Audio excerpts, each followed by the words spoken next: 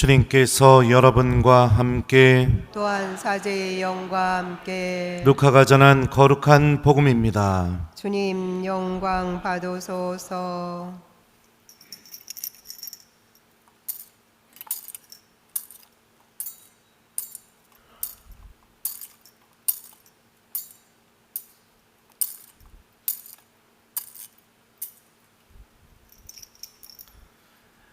그때 예수님께서 모든 사람에게 말씀하셨다.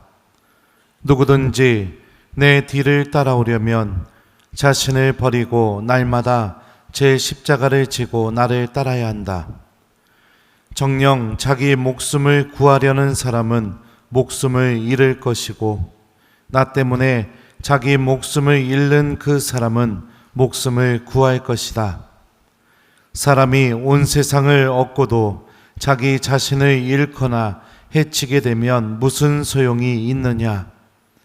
누구든지 나와 내 말을 부끄럽게 여기면 사람의 아들도 자기의 영광과 아버지와 거룩한 천사들의 영광에 쌓여올 때 그를 부끄럽게 여길 것이다. 주님의 말씀입니다. 그리스도님 찬미합니다.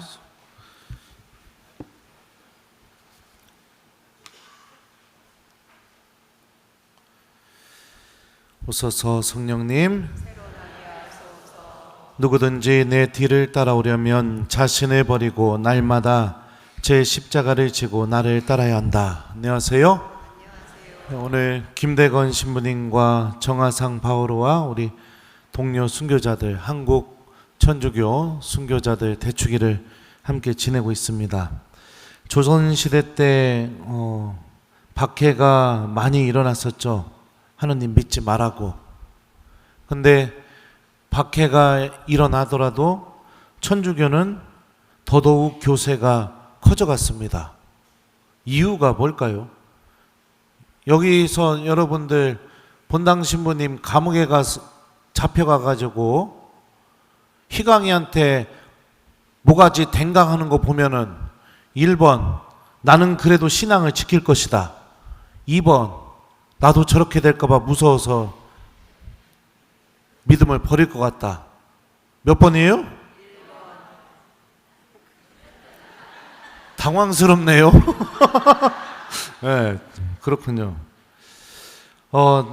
우리 103이 순교성인에는 들진 않았지만 복자 황일관 시몬이란 분이 어떤 출신이냐면 그 백정 출신이에요. 근데 조선시대 때 백정은 금수보다도 못한 대접을 받았죠. 지나가면은 막 애들이 돌 던지고 백정한테. 근데 이 사람이 세례를 받고 천주교인들 모임을 다녀오고 나서 이렇게 말을 했어요. 내 신분에도 불구하고 교우들이 이렇게 점잖게 대해주니 천당은 이 세상에도 하나가 있고 후세에도 하나가 있음이 분명하다.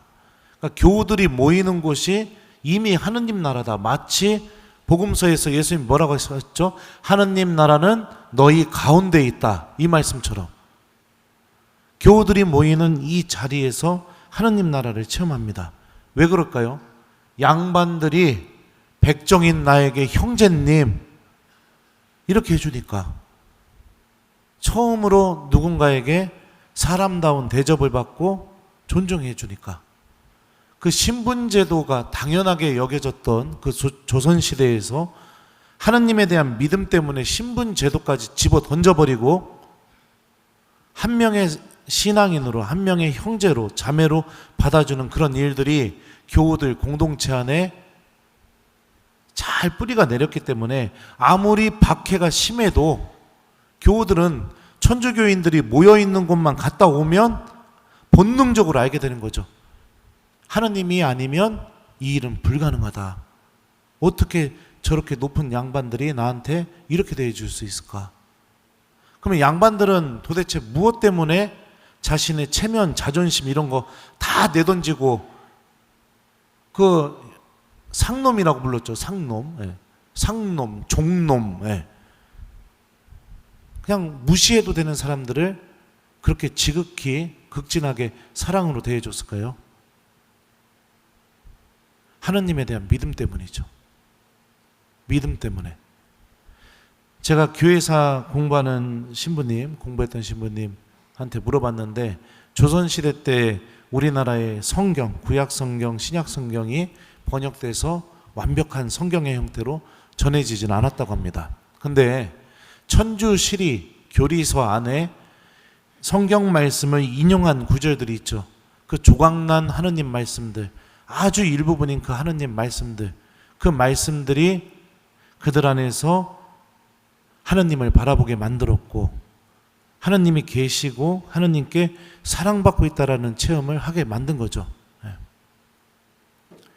순교록을 읽어보게 되면 우리나라 순교자들의 공통점이 뭐냐면요, 죽기 전에 항상 하느님 나라에 대한 언급을 한다는 사실입니다. 나 이제 하느님 보러 간다고, 나 천당에 가서 살게 된다고, 나 하느님 나라로 가게 된다고, 그러니 당신들도 회개해서 천주교를 믿으시고 여러분들의 영혼을 구하셔라. 이게 김대건 신부님부터 수많은 순교자들이 공통적으로 얘기했던 게 뭐냐면, 하느님 나라에 대한 희망, 내가 천당으로 간다, 이런 고백들을 하고 있습니다. 도대체 이것도 무엇 때문에 이런 일이 벌어지게 됐을까요? 감옥에 갇혀서 곤장으로 살이 찢어질 정도로 그렇게 맞고 나와서 골골대면서도 묵주기도 소리가 끊어지지 않았었고, 감옥 속에서 예수, 마리아, 요셉, 예수, 마리아 이렇게 성모님과 예수님을 부르는 그 목소리도 끊어지지 않았었고, 살아있는 믿음, 그 믿음을 갖고 있었죠. 오늘 이 독서를 보면은 바오로 사도가 이렇게 말합니다. 무엇이 우리를 그리스도의 사랑에서 갈라놓을 수 있겠습니까? 환난입니까? 역경입니까? 박해입니까? 굶주림입니까? 헐벗음입니까? 위험입니까? 칼입니까?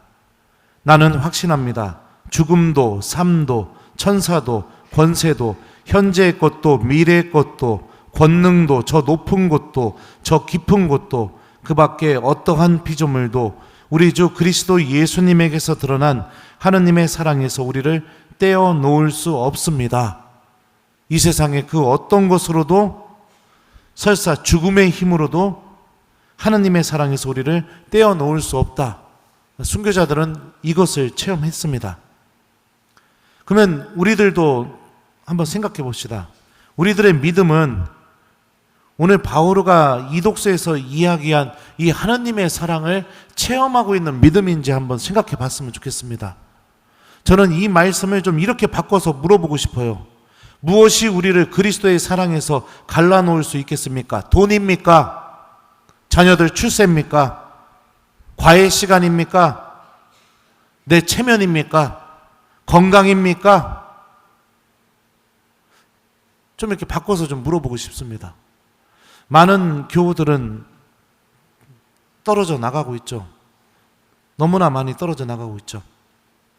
사랑받고 있다는 것을 체험하게 되면 여러분들, 하느님에 대한 사랑이 자라나기 시작하게 되고, 그리고 우리들의 믿음도 순교 성인들과 같이 신앙을 가장 소중하게 여기면서 살아갈 수 있게 됩니다. 그러면은 어떻게 해야 내가 사랑을 느낄 수 있을까요? 하느님의 사랑을 어떻게 해야 느낄 수 있을까요? 여러분들 누군가 사랑하는 거 어떻게 표현하세요? 말로, 행동으로, 그죠? 함께 있는 시간으로, 그런 것들로 내가 누군가를 사랑한다는 걸 표현합니다. 그러면은 하나님이 나에게 말씀하실 수 있는 시간을 마련하는 거, 하나님이 나와 함께 계실 수 있도록 시간을 마련하는 거, 그죠? 이런 게 우리들의 신앙생활 안에서 자리 잡혀 있어야 된다는 겁니다. 다시 말하면 일상의 기도 생활, 아침 기도, 저녁 기도, 삼종 기도, 묵주 기도, 이게 우리들의 삶 안에 자리 잡혀 있고, 그리고 미사에 나오고 고해성사 보고 이런 성사 생활, 그게 우리들 삶 안에 자리 잡혀 있게 될 때 하느님이 나를 사랑하고 계시다는 것을 강하게 체험할 수 있게 됩니다.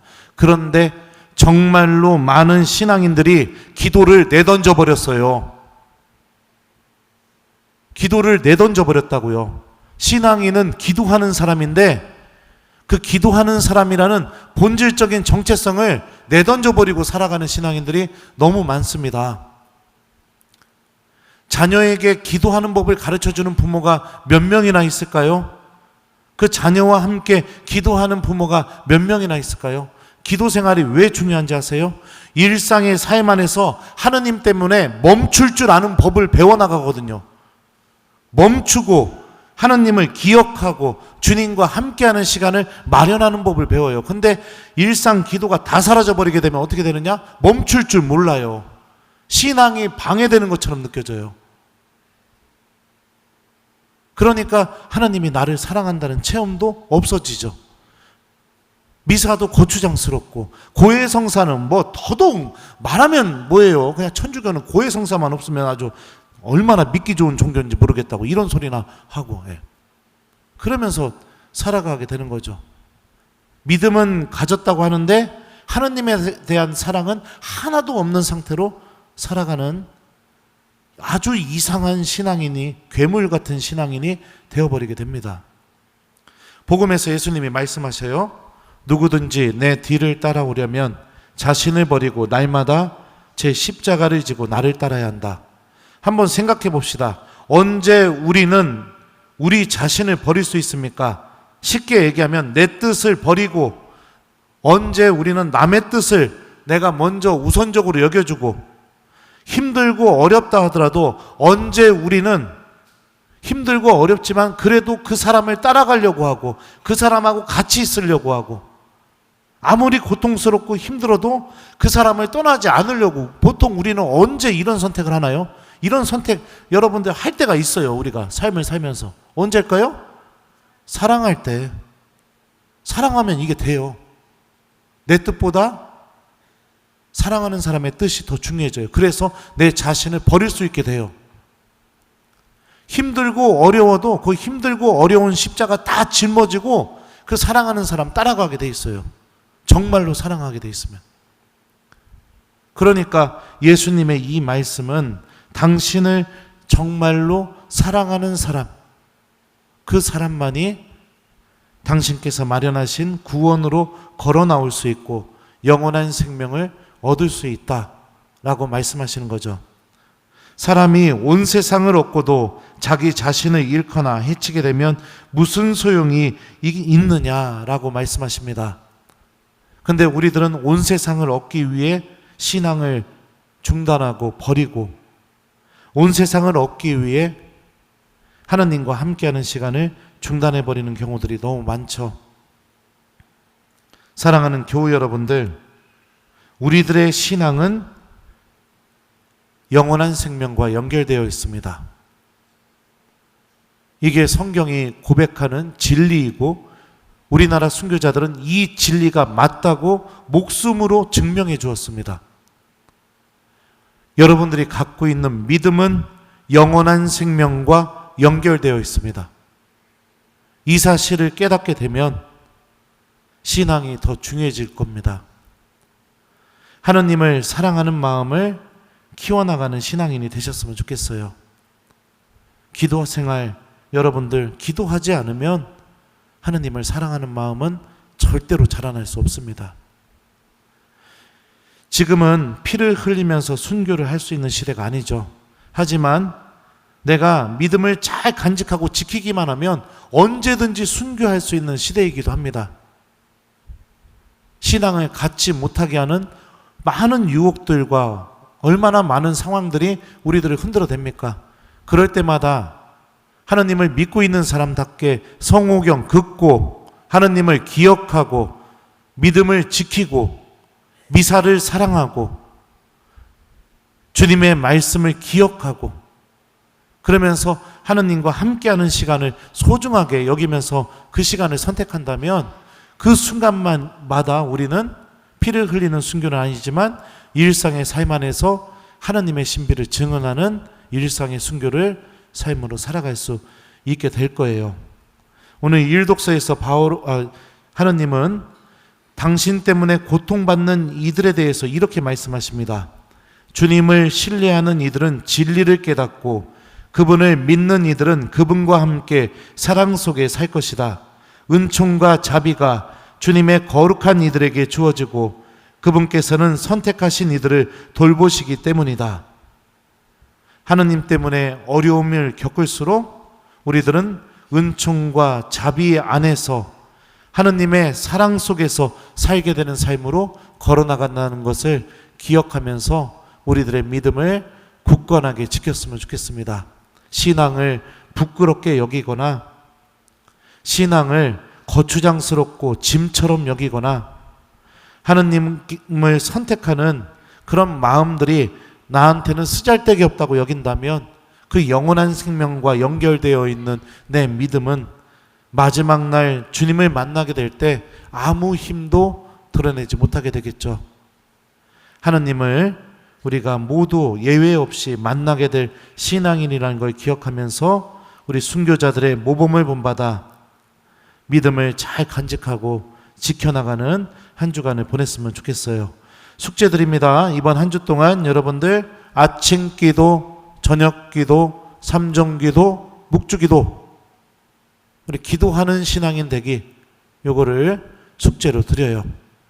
제가 이 숙제를 줄 때 한숨이 그냥 팍 나오는 사람은 하느님을 만났을 때도 한숨이 팍 나올 겁니다. 천국에 들어가서 그 문짝만 보더라도 한숨이 팍 나올 겁니다. 아이고, 여기서 어떻게 사나, 뒤졌네, 이럴 겁니다. 분명히 그럴 겁니다.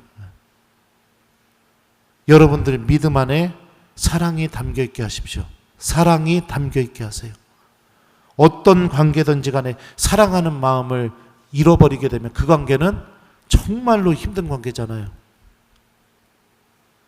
기도는 하느님에 대한 사랑을 키워주고 그 사랑은 내 자신을 버리고 날마다 내 십자가를 지고 예수님을 따라가는 신앙생활,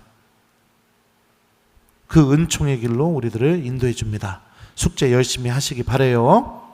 이뻐라, 누구든지 내 뒤를 따라오려면 자신을 버리고 날마다 제 십자가를 지고 나를 따라야 한다. 아멘.